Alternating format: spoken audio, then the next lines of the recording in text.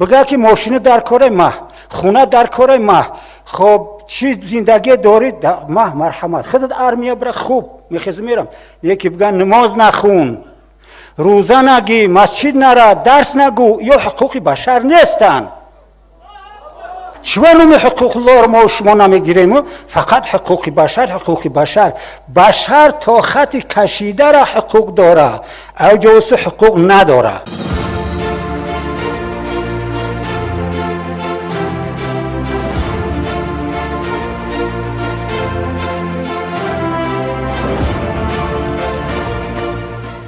رشته سخن را به حضرت مولانا میدهیم تا در حدود 3-4 دقیقه یگان پند یا نصیحت داشته باشند برای ما اعضایان حزب و مهمانان این همایش ابراز بدارند.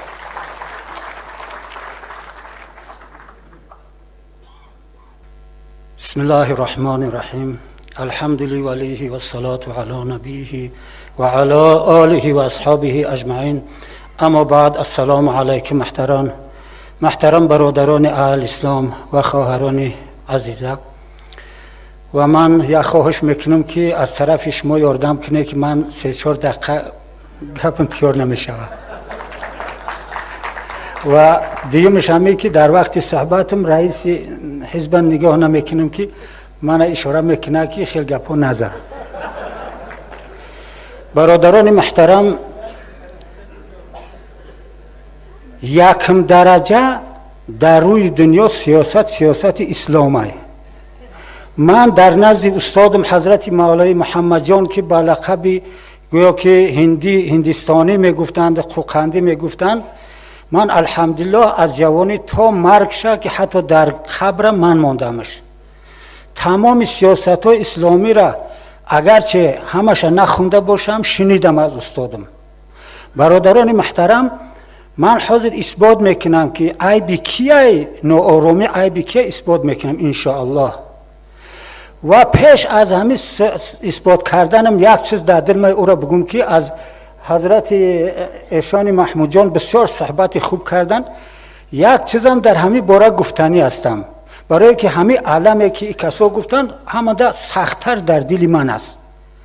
در بیناموسی علما یک عالم چقدر عالمی با قوت زور بده است، بسیار حکمت ها را یک کتاب کرده همراهش میگردونده است.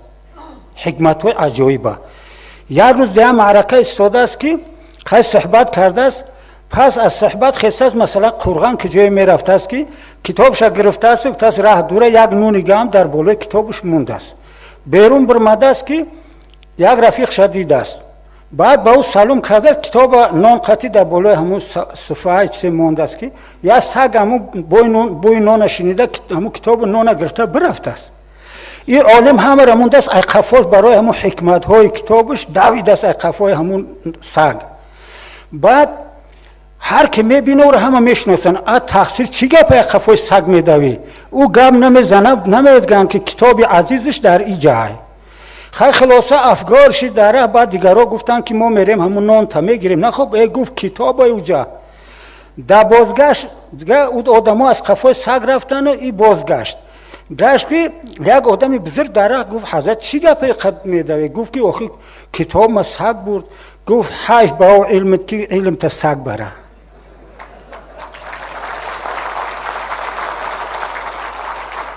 حیف با همه خیلی ملوگیه که شیطان بارک در وسواس شیطان رفتی و او سگک شیطانه. برادران محترم، اکنون شروع میکنم با مقصدم. برادران محترم، من پیر شدگیم. همه الحمدلله بی نسبت به همه که جوانا حال آگاهن، اگرچه علمی هرچه که داشته باشن، با پیری هم یک اسرار هست. با همه حیات من همراه بزرگا گذروندم الحمدلله. همراه بزرگا حضرت ایشان عبدالرحمن جان، حضرت مولوی، تمام علما را الحمدلله که استاد ما خودم در قبر موندگی از همونجا دعا گرفتگیم. برادران، من از استادم سیاست اسلام آموختگیم. سیاست اسلام چیه؟ حاضر میگن که زمین و آسمان، حق باطل، راست چپ، هر یک چیز با همراهش بغیر پروردگار که یکه و یگانه، هر چیز دوتای. مثلا من حاضر دوتام، هیچ چیز بغیر پروردگار یک تنه است. خب اکنون ما حاضر میگیم که در تعارف همه در تمام مجلس های دولت ها حقوق بشر این چوه تنها های شریکی چی های؟ حقوق بشر میگیم این شریک داره، چور ذکر نمینیم. اول حقوق الله های بعد حقوق بشر برادرها. اول حقوق الله های چون حقوق الله رو ما و شما نمیگیریم، فقط حقوق بشر. بشر تا خط کشیده را حقوق داره، اوجوز حقوق نداره. مثلا من اگه سخن دروز نکنیم که حاضر با زنش میزنه، از اول اسلام که خداوند حضرت بای آدم خلق کرد تا حضرت محمد صلی الله علیه و سلم پیغمبرها فرستاد از بین ما و شما انسان.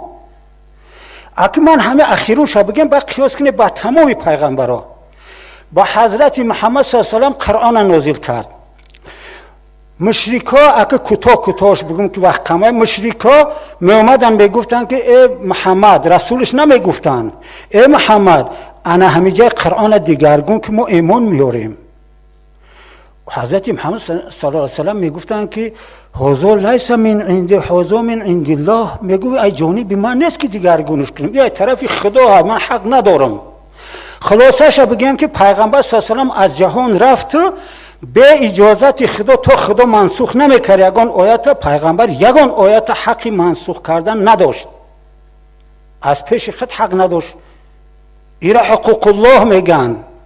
اومد در صحابه ها خورد، پیغمبر از جهان رفت، این حقوق در صحابه ها خورد. با حقوق صحابه ها مشکل تر شد، برای که هم حقوق قرآن هم حقوق حدیث های پیغمبر صلی الله علیه و سلم.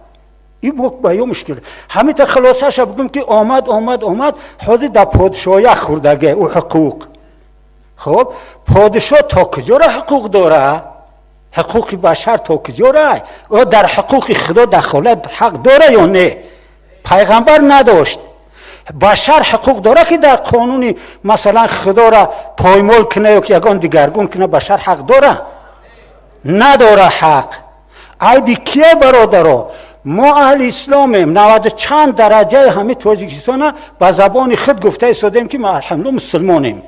خب چی باید کرد؟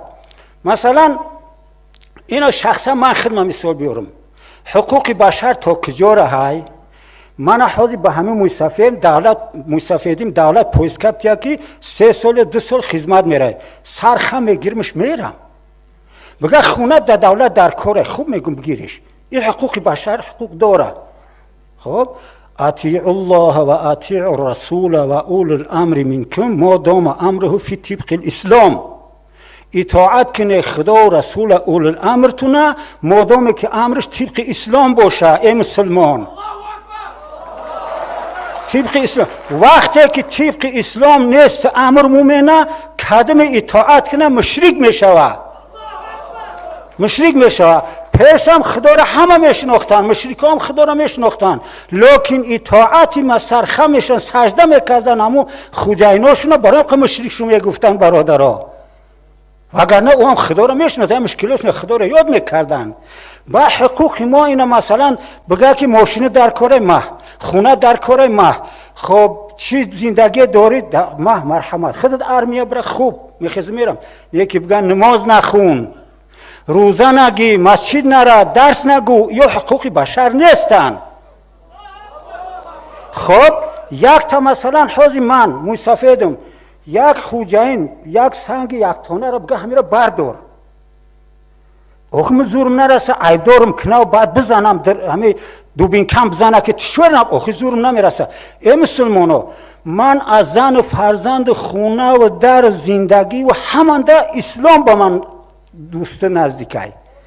حاضر مثلا همه چیز ما بگیره برای که نگه همین مردک دروغ میگه یا که درویه، برای همه چیز ما بگیره، من روزی پروا ندارم. نه که در مقابل اسلامم انا همه جا شهادت در همه جا توغری میگیره، نه برای یک کس وظیفه‌ش گرفتن، نه برای یک کس دشمنی شخصی کردن، یا نیستن. ما و شما این فکر در وجود ما انشاءالله نیست، در فکر نمیاریم. ما بدبینیم و به خاطر هایی که دینمون چی کرده مقابلتی که ایستادن.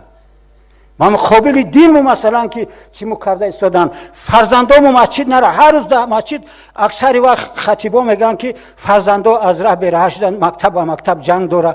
بعد یه روز نشد آخی جمله در سرم پیچون خیسم گفتم هموی نصیحت منی داک جوان چور مصفیده دایجا جوانو رو آخی نصیحت کنه از راه بد بگردن. برای همین برادران محترم اگه زنگم زد که اخیرون استفاده نتیار میکنیم ان شاء الله. از شما خواهش میکنم من یک همچین موی سفید ما و شما چیزی عداوت به هیچ که ان شاء الله نداریم نکنیم. برای وظیفه فکر نکنه. فقط مقابلتی چیزی که باشه با جان مقطعی به همه در مقابل که کدمه به مقابل دین مو زید میبرویه و قانونهای میبرویان که گویا که ما را عیبدار مینن. اخی ما مسلمانیم چی منا از دین به مقصد میفرمی که مسجد نره.